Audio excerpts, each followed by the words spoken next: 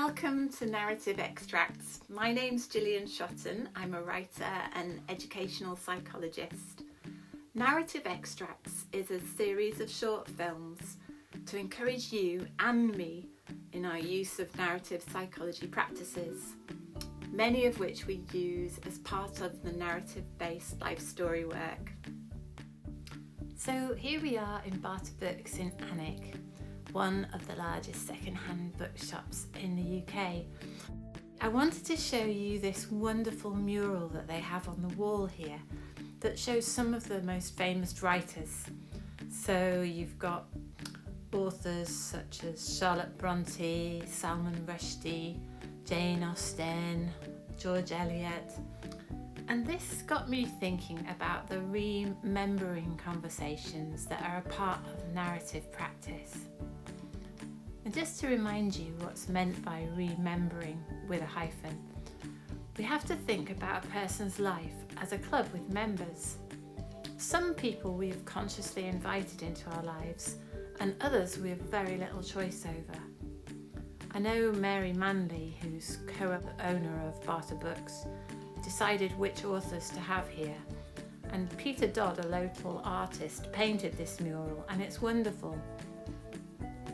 But it must have been a difficult job to decide who to put in and who to leave out. So remembering conversations help people to think about and choose who they would like to have more present in their mind as members of their club.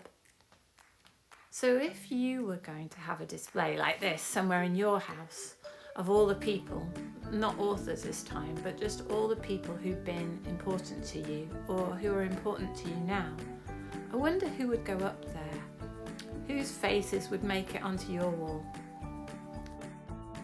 Many of the children in care that I work with face lots of disconnection from important relationships because they've moved placement so many times, and dominant stories that they have about themselves, for example, maybe about being worthless or useless or unlovable, those sorts of stories can be really powerful in minimizing or making invisible relationships that are there now or that have existed in the past.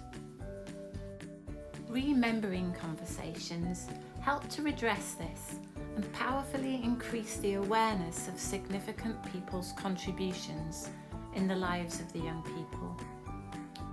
It's about bringing these people forward and making them more visible. For one young person, Tom, after we'd worked together on his tree of life, he put it up in his room to be reminded of it. He said that it was nice to have a reminder of the people who had been influential, who had been important to him in his life. So I asked him more about that. And he said, well, because people who have been influential are people I've had a good relationship with. And it's a reminder that those people have believed in me and have liked me, because I often feel like people don't like me, which was a dominant story that he had. But looking back, I see that they must have liked me. So it brings into focus that I can't be that bad, because these people who are good people, they liked me and they wanted me, or they even went out of their way to get me on their team.